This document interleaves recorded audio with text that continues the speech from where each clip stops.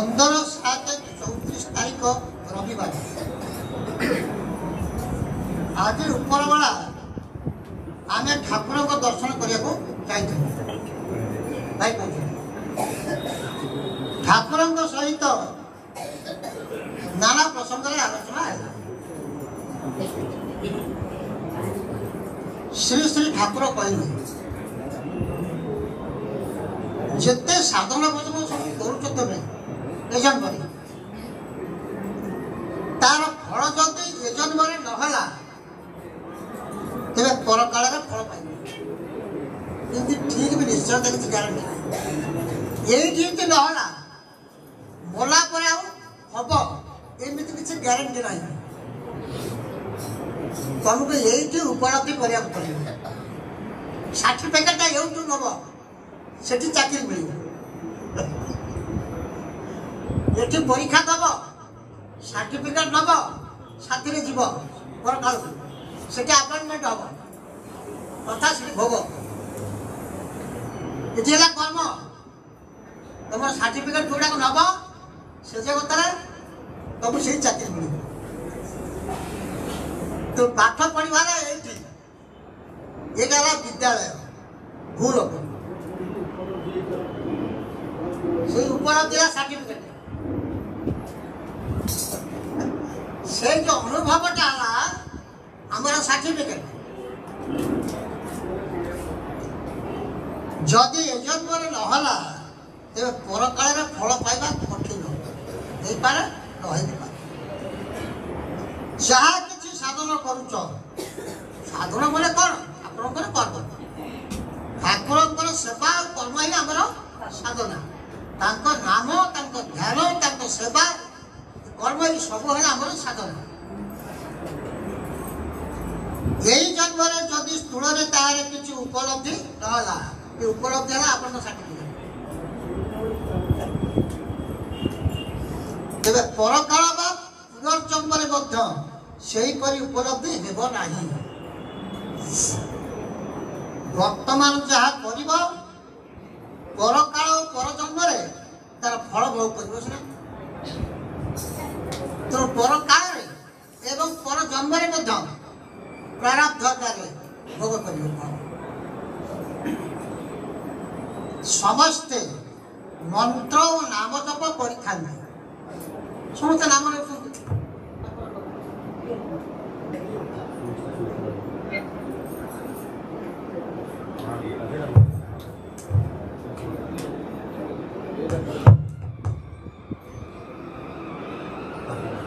समस्ते मंत्र और नाम जप कर किंतु ये नाम बा मंत्र परकाल प्रयोजन हेब कि ना जान किपर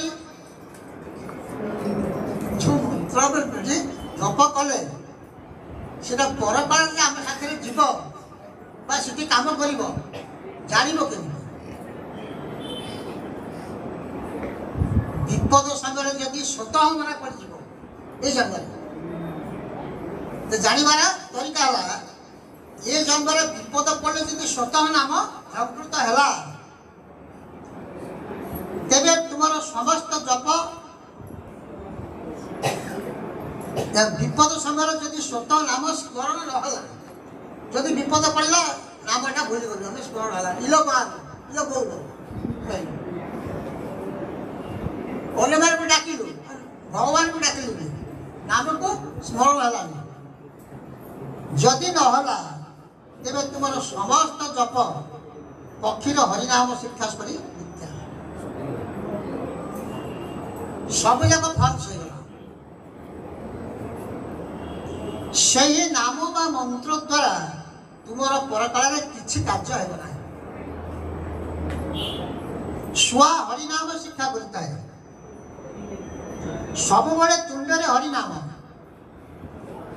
किंतु जितेबले बिराड़ी देखे बा बिराड़ी ताको आक्रमण करे सेतेबले से हरि को डाकिबा छाड़ी दे पक्षीर स्वाभाविक स्वर के रही तेणु आमर जदि संस्कार थी मो बापा माँ मोर रक्षा करता इलो बोलो इलो मालो जदि रही छाड़ा नाम को छाड़ी भगवान को छाड़ी ଠାକୁରଙ୍କୁ ଛାଡ଼ିଛନ୍ତି ସେଇ କଥା ମନେ ପଡ଼ିବ ତାହେଲେ ଗଲା ଆଉ ପରକାଳ ସବୁ ଫଲ୍ସ ହେଇଗଲା। ପରକାଳରେ ଯେତେବେଳେ ଯନ୍ତ୍ରଣା ଆସିବ ପ୍ରେତ ଜଗତକୁ ଯେତେବେଳେ ଯିବ ଭୁବନକୁ ନର୍କ ଯନ୍ତ୍ରଣା ଆସିବ ପାପର ଫଳ ଭୋଗ ହବ ସେତେବେଳେ ଯଦି ଠାକୁରଙ୍କ ନାଁ ମନେ ନ ପଡ଼ିଲା ଆଉ ଠାକୁର ରକ୍ଷା କରିପାରିବେନି। ସେହିପରି ବିପଦ ଆପଦରେ ଯଦି ଇଷ୍ଟମନ୍ତ୍ର ଜୟ ଗୁରୁ ସ୍ୱତଃ ସ୍ଫୁରଣ ନ ହେବ ତେବେ ସେପରି ନାମ ଦ୍ୱାରା ତୁମର ପରକାଳରେ କିଛି ଲାଭ ହେବ ନାହିଁ। ତୁମେ ନାମକୁ କିଭଳି ଭାବରେ ସଂସ୍କୃତ କରିବାକୁ ପଡ଼ିବ ନେବାକୁ ପଡ଼ିବ ତାର ବୈଜ୍ଞାନିକ କୌଶଳ ଅଛି। ଏମିତି ନାମ ଗାନ କରୁଥିବା ପକ୍ଷୀର ହରିନାମ ଛୁଆର ହରିନାମ କରି ଏମିତି ଗୁଳି ଗୁଳି ହଉଥିବା ସେ ପରକାଳ ମନେ ପଡ଼ିବନି। ତେଣୁ ତାର ଗୋଟେ ମେଥଡ ଗୋଟେ ଟେକ୍ନିକ ଅଛି ବୈଜ୍ଞାନିକ ପଦ୍ଧତି ଅଛି ସବୁ କଥା ଗୋଟେ ବିଜ୍ଞାନର ସାଇନ୍ସ ଅଛି। ସେଇ ଉପାୟରେ ଯଦି ଆମକୁ ଆବୃତ୍ତି କରିବ ତାହେଲେ ସେଇଟା ଛାପନ ପରମାଟାଇଜ ସେଇଟା ଯିବ ତୋ ସାଥେ।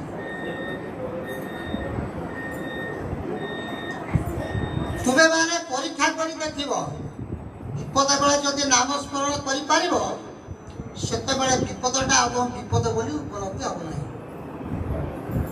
ସମ୍ପଦ ସମୟରେ ମଧ୍ୟ ନାମ ନେବା ଆବଶ୍ୟକ। ଜଣଙ୍କର ବିପଦ ବେଳେ ସ୍ୱତଃ ମନେ ପଡ଼ିଯାଉଛି ହେ ଭଗବାନ ରକ୍ଷା କରି ଆସିଯିବ। ସମ୍ପଦ ବେଳେ ଆସିବ ଯଦି ଆସିଲା ତାହେଲେ ସେ ପ୍ରକୃତରେ ତା ପାଖରେ ନାମ ଅଛି।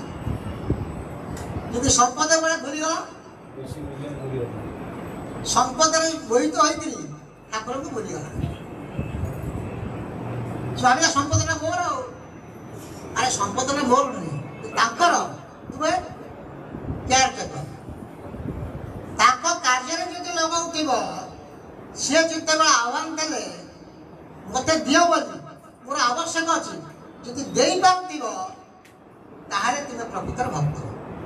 ଯଦି ଦେଇ ନ ପାରିବ ନାଇଁ ନାଇଁ ମୋ ପିଲାମାନେ ମୁଁ ପଚାରେ ଠାକୁର ତମେ ଭାବୁଛ ତ ମୋ ପିଲାମାନଙ୍କୁ ମୁଁ ପଚାରି ଆସେ ପିଲାମାନେ ମାଲିକ ପିଲାମାନେ ତ ନା ଦିଅନି ସେତେବେଳେ ନା ଠାକୁରଙ୍କୁ ଦେଇପାରିବି। ସତ୍ୟ ଘଟଣା ସବୁ ପରୀକ୍ଷିତ ସତ୍ୟ ଘଟଣା ସମୟ ମାନଙ୍କରେ ଘଟୁଛି। ଏଥିପାଇଁ ସଚେତନ ରହିବା ଆବଶ୍ୟକ। ଖାଲି ଭକ୍ତ ହେଇକିରି ପ୍ରଚାର କରିବା ନିଜକୁ ଆମେ ବଡ଼ ଭକ୍ତ ବହୁ ଶାସ୍ତ୍ର ପାଠ କରିବା ଲାଭ କିଛି ନାହିଁ। କ୍ଷୀର ହରିନାମ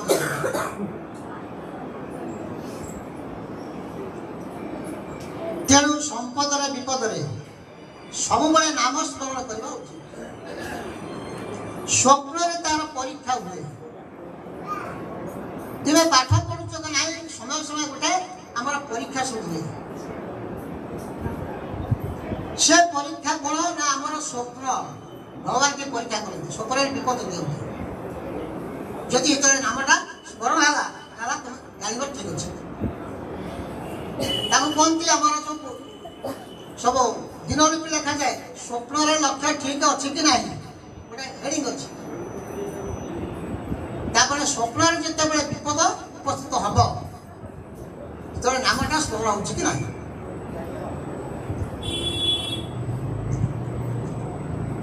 ମଠରେ ଜଣେ ବ୍ରହ୍ମଚାରୀ ଦେଖିଲେ ଯେ ଗୋଟିଏ ନଦୀ କୂଳରେ ଥିବା କୌଣସି ଜଙ୍ଗଲରେ ସେ ବୁଲୁଛନ୍ତି। ହଠାତ୍ ଗୋଟେ ବାଘ ତାଙ୍କ ଆଡ଼କୁ ତୀର ବେଗରେ ଦୌଡ଼ି ଆସି ତାଙ୍କୁ ଆକ୍ରମଣ କଲା। ସେ ସଙ୍ଗେ ସଙ୍ଗେ ନାମ ଜପ ଆରମ୍ଭ କରି ଜୟ ଗୁରୁ ବୋଲି ଚିତ୍କାର କରିବା ମାତ୍ରକେ ବାଘଟି ଅନ୍ତରିତ ହୋଇଗଲା। ଏହିପରି ଘଟଣା ମୋର ଅନେକ ଶିଷ୍ୟ ଭକ୍ତଙ୍କର ଘଟିଛି। ସେମାନେ ମନ୍ତ୍ର ସ୍ମରଣ କରି ଆଶ୍ଚର୍ଯ୍ୟ ଭାବରେ ବିପଦରୁ ଉଦ୍ଧାର ପାଇଛନ୍ତି। ସେମାନଙ୍କ ମଧ୍ୟରୁ ଅନେକ ମଧ୍ୟ ଏଭଳି ଫଳି କିପରି ରକ୍ଷା ପାଇଲେ ତା ମଧ୍ୟ ଠାକୁର କହିଛନ୍ତି ସମୁଦ୍ର ସନ୍ତରଣ କରୁଛନ୍ତି।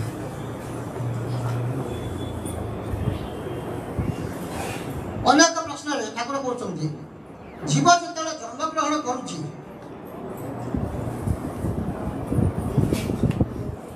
ନାଇଁ କହିଲେ ଭଲ ମନ୍ଦ ଫଳ ତ ଜୀବ ସ୍ୱର୍ଗ ନରକରେ ଭୋଗ କଲା। ଜଣେ ଭକ୍ତ ପ୍ରଶ୍ନ କରେ ଠାକୁର, ଭଲ ମନ୍ଦର ଫଳ ପର କାଳରେ ଆମକୁ ଭୋଗ କରିବାକୁ ପଡ଼ିବ। ପ୍ରଥମେ ମନ୍ଦର ଫଳ ନରକରେ ଭୋଗ କରିବ, ଭୂବ ଲୋକରେ ବା ପ୍ରେତ ଲୋକରେ ସବୁ, ଏବଂ ସୁକର୍ମର ଫଳ ସ୍ୱର୍ଗରେ ଭୋଗ ହେଲା। ତ ଫଳ ତ ସରିଗଲା, ପୁଣି ଥରେ ଜନ୍ମ ହେଉଛି। କିଛି ଯାହା କର୍ମ କଲା ତାର ଫଳ ସେ ଭୋଗ କରିବ। ଭଲ କର୍ମ ସ୍ୱର୍ଗରେ, ମନ୍ଦ କର୍ମ ନରକରେ, ପୁଣି କାହିଁ ଜନ୍ମ ହେଲା ନା ତାର ପୁଣି ଅଛି ସଞ୍ଚିତ। ଯେତିକି ନେଇକି ସେଠି ଜନ୍ମଗ୍ରହଣ କରିଥିଲା ପ୍ରାରବ୍ଧ, ପ୍ରାରବ୍ଧ ହେଲା ସଞ୍ଚିତର ଗୋଟେ ପାର୍ଟ, ସେଠି ସରିଗଲା ଓଭର। କିନ୍ତୁ ଆଉ ଯେ ଷ୍ଟୋର ହାଉସରେ ଆମର ଘଣ୍ଟା ଘରେ ରହିଛି ଅଭାବ ପ୍ରାରବ୍ଧ ସଞ୍ଚିତ କର୍ମଫଳ, ସେ ପୁଣି ଷ୍ଟାର୍ଟ ହବ। ସେ ଠାକୁର କହିଲେ କର୍ମ ହଉଛି ତ୍ରିବିଧ, ସଞ୍ଚିତ କ୍ରିୟମାଣ ପ୍ରାରବ୍ଧ। ଯାହା ପୂର୍ବରୁ ସଞ୍ଚିତ ଅଛି ତାକୁ ସଞ୍ଚିତ କର୍ମ କୁହାଯାଏ। ଏ ଜନ୍ମରେ କର୍ମ କରୁଛ, ତାର ଫଳ ବର୍ତ୍ତମାନ ଭୋଗ କରୁଛ, ତାହାକୁ ତାକୁ କ୍ରିୟମାଣ କର୍ମ କୁହନ୍ତି। ଏ ଜନ୍ମରେ ମନେକର ପାଠ ପଢିଲ, ଚାକିରି କଲେ, ଗଛ ଲଗାଇଲ, ଫଳ ପାଇଲ, ବ୍ୟବସାୟ କଲେ, ଟଙ୍କା ପାଇଲ, ଏଇଟା କ୍ରିୟମାଣ ହେଲା। ଯେଉଁ ସଞ୍ଚିତ କର୍ମର ଫଳ ଭୋଗ ଆରମ୍ଭ ହୋଇଗଲାଣି, ଫଳ ଭୋଗ ଆରମ୍ଭ ହେଇଗଲାଣି, ଭଲ କି ମନ୍ଦ ସଞ୍ଚିତ କର୍ମ, ତାହାକୁ କୁହନ୍ତି ପ୍ରାରବ୍ଧ। ଏ ଜୀବନରେ ଆମର ଯେଉଁ ସବୁ କର୍ମଫଳ ମିଳୁଛି, ଭଲ ହଉ ବା ମନ୍ଦ କର୍ମଫଳ ମିଳୁଛି, ସବୁ ସେ ପ୍ରାରବ୍ଧ କର୍ମ। ଧର ଜଣେ ଲୋକର ଖୁବ୍ ଭୋଗ କରିବାକୁ ଇଚ୍ଛା ହେଲା, ସେ କ୍ରିୟମାଣ କର୍ମ ଦ୍ୱାରା ଭୋଗ୍ୟ ବସ୍ତୁ ସଂଗ୍ରହ କଲା, ଇଟା ବାରି ପୋଡ଼ି ପଥର ସୂଚନା କଲା, ଘର କଲା, ଭୋଗ୍ୟ ବସ୍ତୁ ସଂଗ୍ରହ କଲା, ଭୋଗ ବି କଲା, କିନ୍ତୁ ତୃପ୍ତ ହୋଇପାରିଲା ନାହିଁ, ମରିଗଲା। ଅଳ୍ପ ଦିନ ପରେ ଘର କରିକି ମରିଗଲା, ତା ଗାଡ଼ିଟେ କିଣିଛି, ଘରକୁ ଭୋଗ କରି ମରିଗଲା, ତା ଆକ୍ସିଡେଣ୍ଟରେ ମରିଗଲା। ସେଇ ଅବସ୍ଥାରେ ସେ ମରିଗଲା ପରେ ପରଲୋକସ୍ଥ ସ୍ୱର୍ଗ ଓ ନରକରେ ସେଗୁଡ଼ିକ ଭୋଗ। ତେଣୁ ସ୍ୱର୍ଗରେ ତୃପ୍ତି ହେଇନି, ଏଠି ସେଠି ଗୋଟେ ଘର କରିଛି, ତୃପ୍ତ ହେଇନି ଆତ୍ମା, ସେମିତି ସ୍ୱର୍ଗରେ ଗୋଟେ ଘର ପାଇ ତୃପ୍ତି ହବ, ପରମ୍ପରା ସବୁ। ବର୍ତ୍ତମାନ କେତେକ ଭୋଗ କଲା, ପୁଣି ଆହୁରି ନୂତନ ଭୋଗର ବାସନା ପୁଣି ଜାଗ୍ରତ ହେଲା। କେତେ ଭୋଗ କଲା, ପୁଣି ନୂତନ ବାସନା ପୁଣି ଜାଗ୍ରତ ହେଲା। କୋଉଠି? ଭୂ ଲୋକକୁ ଦେଖି କିମ୍ବା ସ୍ୱର୍ଗ ଲୋକକୁ ଦେଖି। ତାର ସ୍ୱର୍ଗକୁ ଗଲେ ବୋଧେ ପୁଣି କାମନା ଜାଗିବ। ତାର କର୍ମଫଳ ଯେତେବେଳେ ସରିଯିବ, ସେତେବେଳେ ସ୍ୱର୍ଗର ସବୁ ଐଶ୍ୱର୍ଯ୍ୟ କାମନା ଭାବିବ, ମୁଁ କିନ୍ତୁ ଦେଖୁ ଲାଭ କରିଯିବ, କିମ୍ବା ଆଉ ହେଇପାରିବନି। ଯେତିକି ଭାବରେ ଟଙ୍କା ଦିଆଥିଲା ହୋଟେଲରୁ ସେତିକି ଦିନ ପାଇବ, ତାପରେ ଯାହା ରହିବ। তোমার কর্মফল নেই, যেତିକି ଆସିଥିଲ ବିଲ୍ ନେଇକି, ସେ ବିଲ୍ ତମକୁ ଦିଆଗଲା, ଏତିକି ଭୋଗ କରିବ। ଆଉ ସେ ଉପର ଜିନିଷ ଦେଖୁଛ, ନା ହେଇପାରିବନି, ତାହେଲେ କେମିତି ପାଇବି ନା ଯାଅ ପୁଣି ମର୍ତ୍ତିକୁ, ସେଠି ବିଲ୍ ପ୍ରସ୍ତୁତ କରି ଆଣ, ଏଠି ଦେଲେ ସେ ପାଇବ।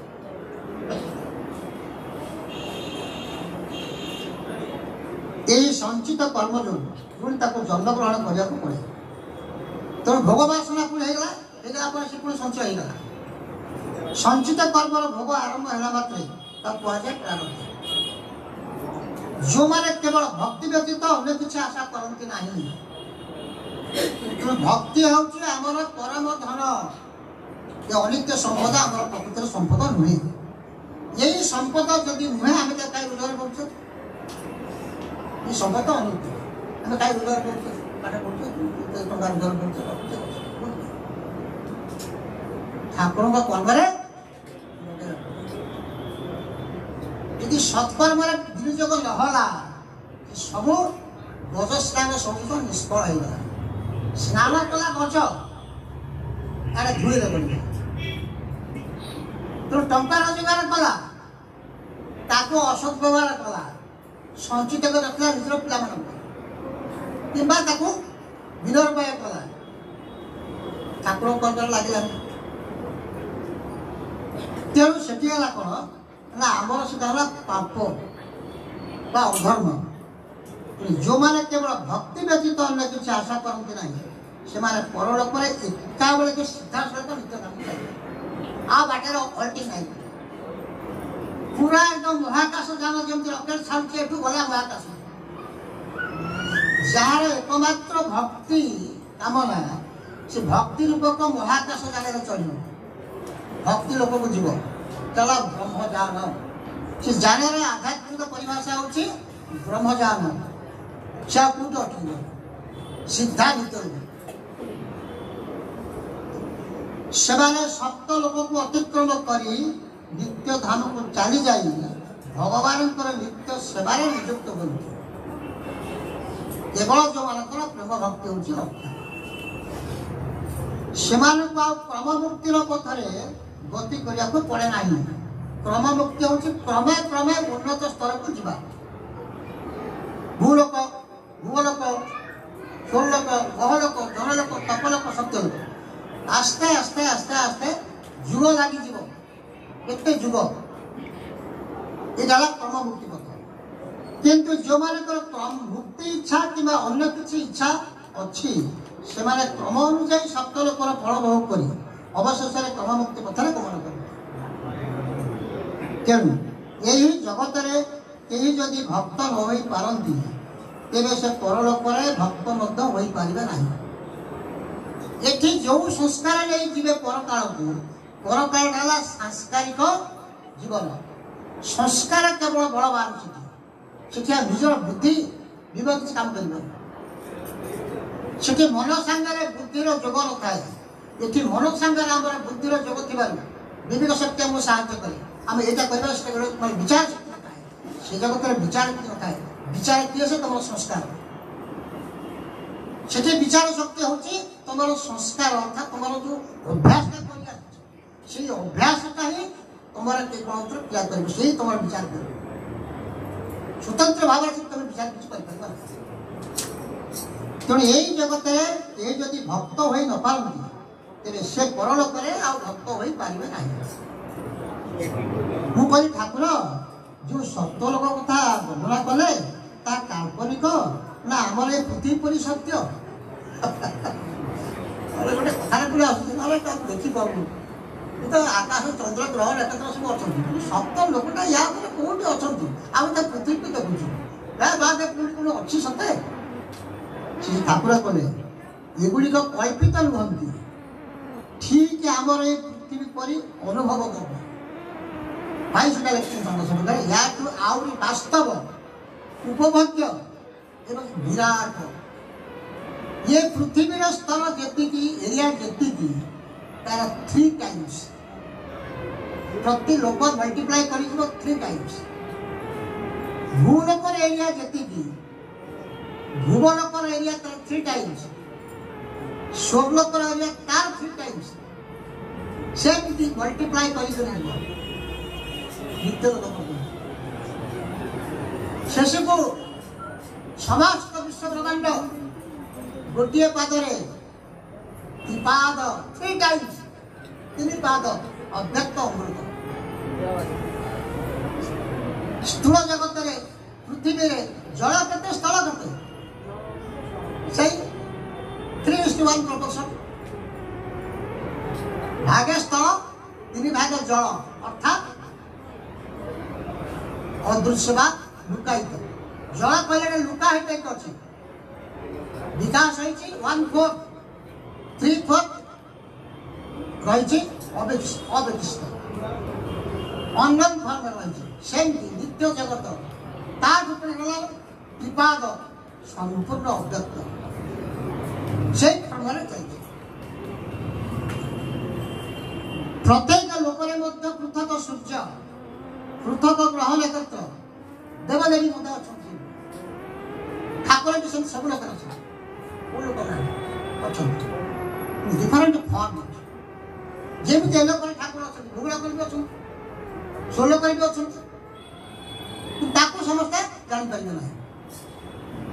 जो मैंने भक्त केवल स्तर को जी यहाँ पर ठाकुर विश्राम करने को जय।